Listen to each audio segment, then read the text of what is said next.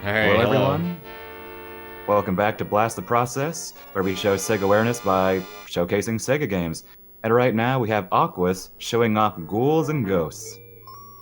Hey, yep, that's right. Ghouls and Ghosts on the Mega Drive. It's a really faithful port of the arcade game. It's so faithful that the director of the Ghouls and Ghosts, Tokuro Fujiwara, he said he was not happy how close Sega reprogrammed this game to the arcade original. Wow. He thought they did too good of a job. So it's a pretty good port. We're going to get into it. Any percent speedrun? Shall I count myself down then? Yes, please. Alright, 3, 2, 1, go. Good luck. Yeah, thanks.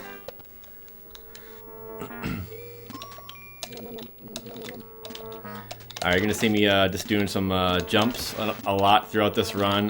The jumps are faster than walking, about 12% faster. Get a lot of those in there, and the jumps are committal. You can't change how you're moving in the air when you're jumping, Castlevania style. In this first stage, the scariest part is the boss, because he is very complex with his patterns. But I'm taking a marathon safety here where I get the gold armor, and I'm going to try to bring that to the boss. And I'm skipping a damage boost that would have saved about 8 seconds. So I'm going to skip that right now for some safety.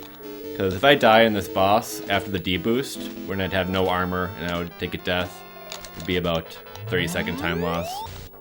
So here we are with the lance. That's going to score us an instant kill on the boss. Stage 1 down. Very nice.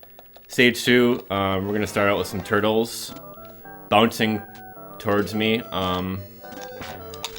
They're less random in the Genesis version than they are in the arcade, but they're still very random, and sometimes they just overwhelm you. The trick to the section is just to keep moving. Oop, fell through the bridge there.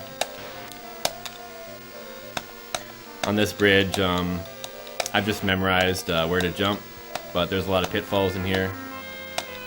Oop. It's actually a neat little part of the sand where if you jump on it, you'll get a little sand boost, or rather, you'll get a fast jump forwards. It's the only part of the game that has something like that. There's the first Arimer. There's our first weapon drop as well. I'm gonna do a D-boost here, and it's not gonna pan out completely here. I was a little bit afraid of the fire bat spawns in this section. They're also random. A lot of randomness in the game. It's the name of the game.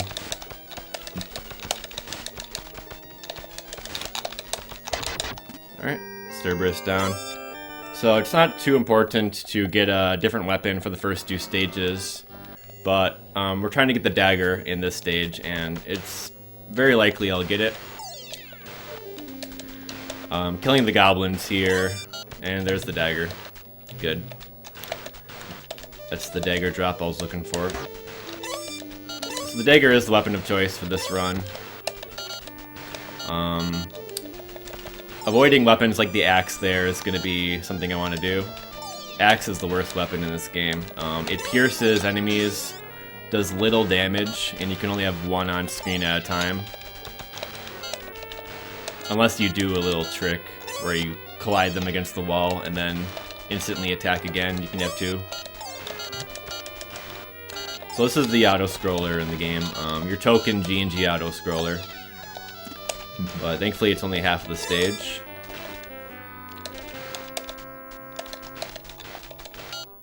So, I don't know, a little bit more about the mechanics. I mean, when you have gold armor, you can charge a magic with each of the weapons. At the end of the game, or rather in the second loop, I will have to go through the game twice to actually complete it. In the second loop, I'll be able to get a new weapon called the Psycho Cannon required to complete the game, but I'm only going to be getting that at the final stage. Alright, here's the tongue section. This will be hopefully pretty straightforward here. There's a couple speed strats in here. There's kind of one of them. And the other one. Just kind of jump past that stone mouth. Got it. Oh. And this is Gasuto. A little bit of slow kill there, but no big deal. Just misplaced some of my shots. On to stage 4. There are 5 stages. 4th one. Game kind of turns it up on you a little bit here.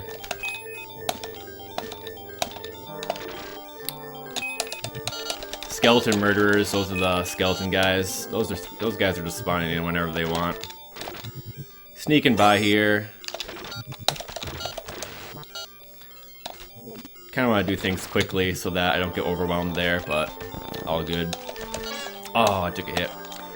So since I took that hit, I'm going to take an intentional death here. This is to get my armor back for a damage boost, which is going to save about 20 seconds here.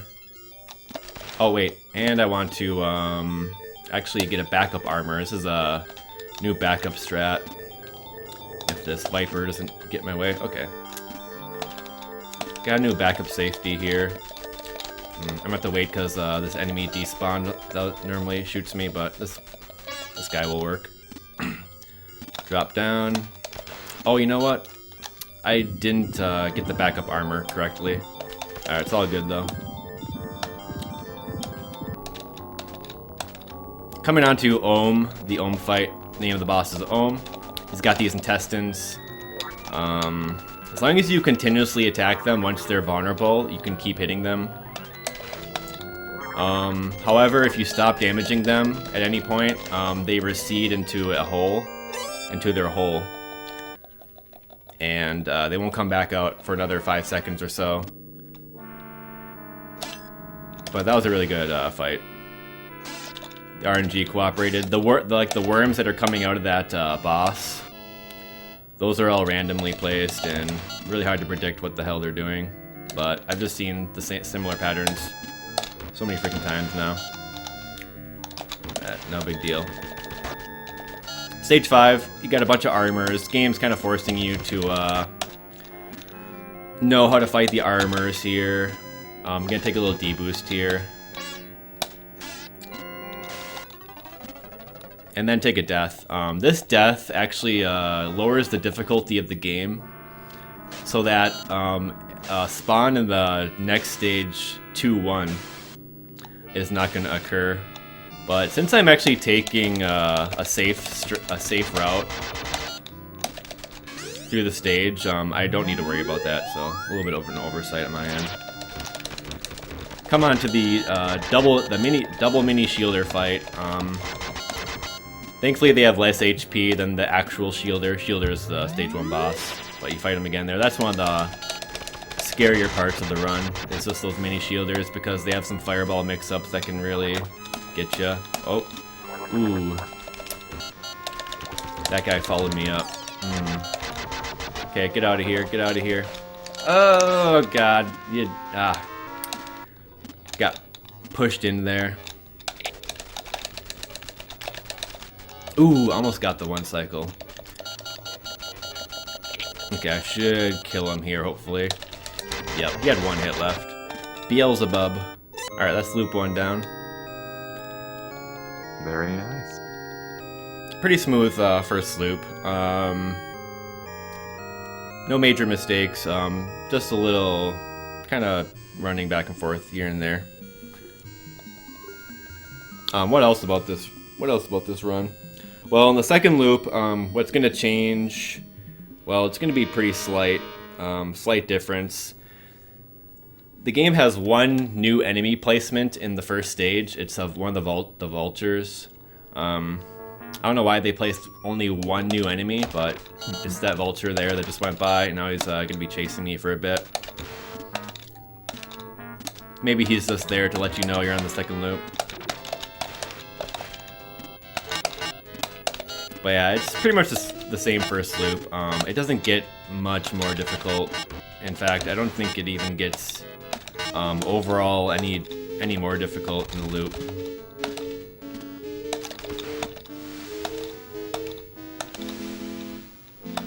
But you do got to go through it again. I'm gonna use a gold armor strat again here. This time I got the daggers. There's like those earthworms spawning out of the ground. Oh, those are random. Darn. I got a little ahead of myself there. Ooh, took a death. Alright, so each stage has one checkpoint, so I get sent back to the checkpoint. This is going to be about 30-second time loss. So, I'm going to try this again. Try to do it correctly this time.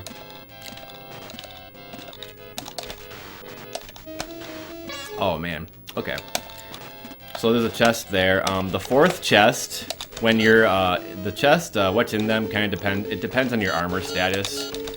But the good thing to remember is that if you're in your underwear as Arthur, the fourth chest that you reveal in a checkpoint is always gonna be in armor.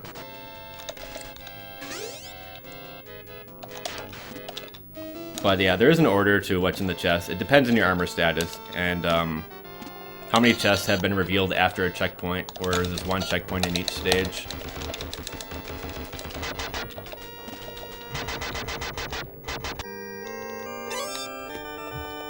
Uh-oh, my score is 66600.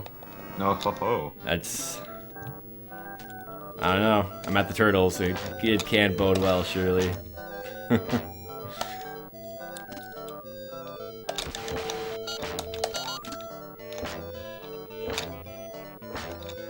Yeah, so too bad about the death back there in stage 1, but it happened. I kind of played a little clumsy. Got that little sand boost I was mentioning in the first loop there.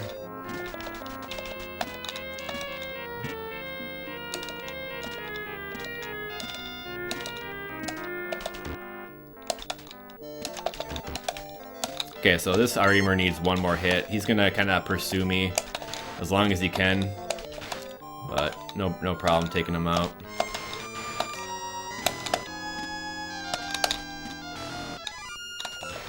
Uh-oh. Okay, that was a good call waiting there. Ooh. I was a little too far forward. As soon as those little plant enemies are activated, they're getting ready to fire a projectile at you, and I was a little too far to on the right side of the screen there. So when I jumped over to that platform, the plant was ready to anti-air me with the projectile.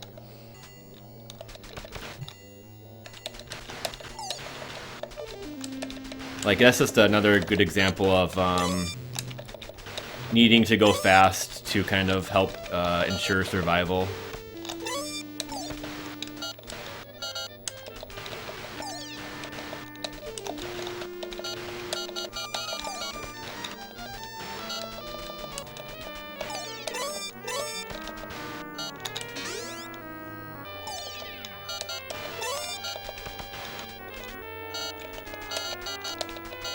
Oh yeah, there's a change in the second loop.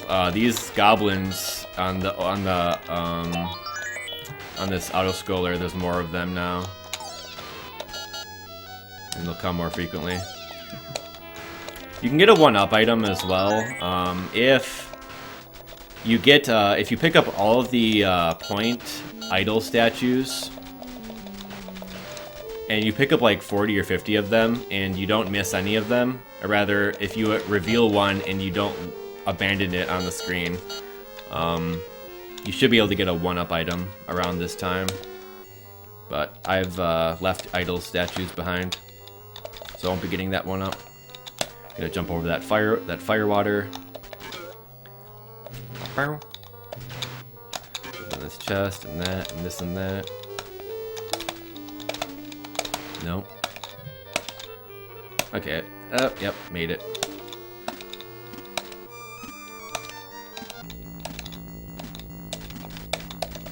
My jumps are kind of weird going into this fight. I don't know why. Alright.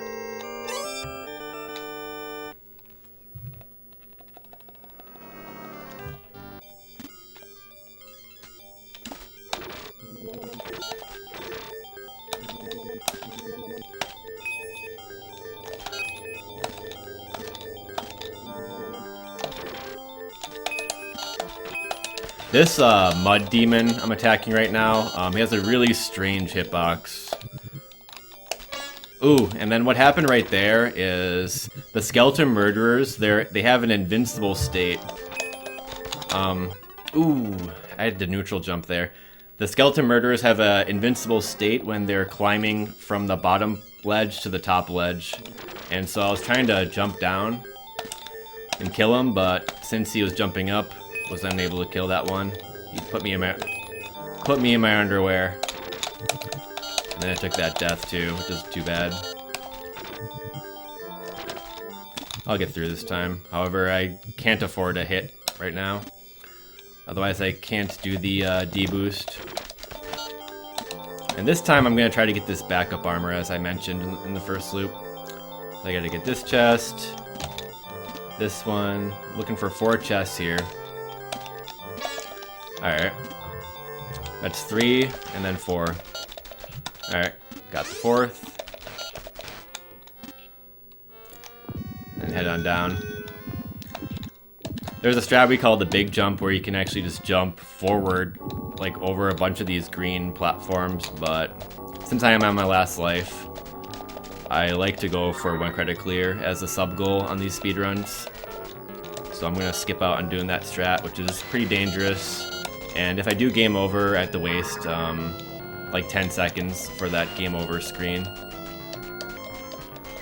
I'm gonna try to keep this alive, keep the dream alive, going into the last stage. No more 1-ups. I'm not gonna be getting any more 1-ups in this run. This is my last life.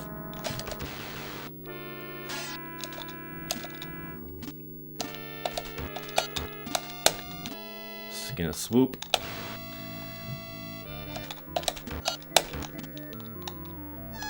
Okay, he's gonna warp. And he's gonna eventually swoop. There he goes. Getting prepared to get the Psycho Cannon right now. Gonna be getting it in the next chest, hopefully.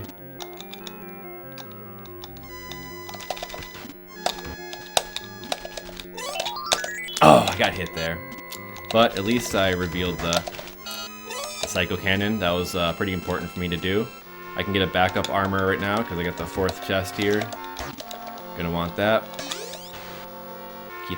Keep the ball rolling here. Oh man, everything's surrounding me at the moment. Please get away.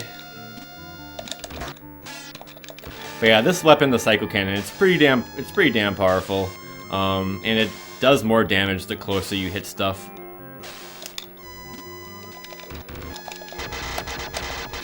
And also when you have the gold armor, it has no chargeable magic, but when you have the gold armor, it will destroy projectiles, which comes in handy for the mini shielder fight, as they are throwing fireballs at me. Coming up on the home stretch.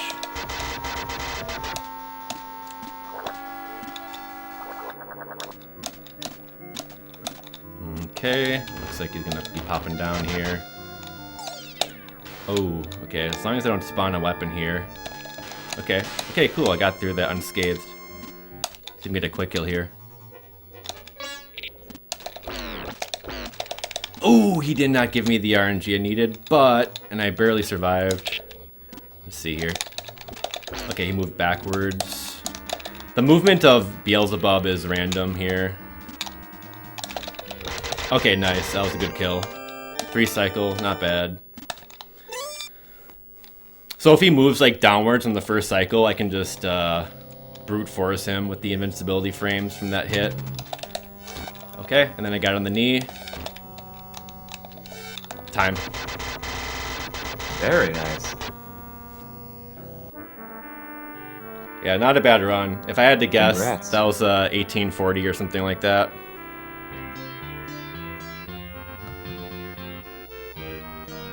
Let's see, what is the final time? 1838.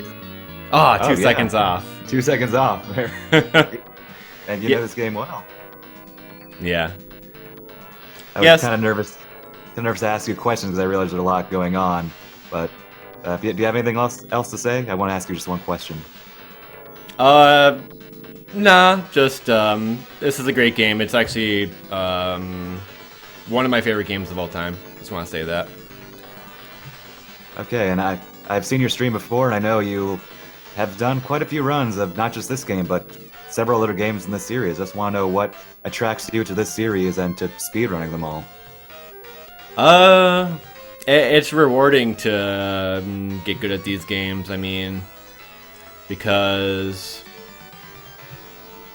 you can only take 2 hits, but the games tend to feel like you make your own, like you're making the mistakes. It's not the bad RNG against you, but which is the misconception about the games. I don't know. Maybe I can't really explain it. Okay. I've been asked this question before, and I think it's not just the G&G games, but it's something bigger than that. It's about getting revenge. I like it. And that's, I think, like part of the speedrunning as well. Like for a lot of people, like some people will have these games in their childhood that may have, like, you know, caused them some grief or whatever, and then they'll come back and speedrun it, and, like, you know, it's like getting revenge. But I really like that idea of getting revenge on the games for what they did to you. In this case, it's like, you know, it's the journey. It's the journey of getting better, and all that. I mean, there's really no great explanation. I mean, these are just classic games. I mean, the director of Ghouls'n, I mean, he directed the first Mega Man game. I mean, it's just rooted in side-scrolling games as one of the most legendary classic games. So that's really all I gotta say. All right, thank you. No, that provided a lot of really interesting insight. And make sure you all follow Aquas. See more of that. But yeah, glad to participate in the marathon, and hope everyone enjoyed the run, and give the games a shot. That's all I got. That's all I got. Thank you so much for sharing. And up next, we have Pirates of Darkwater by Sepatu. Any percent.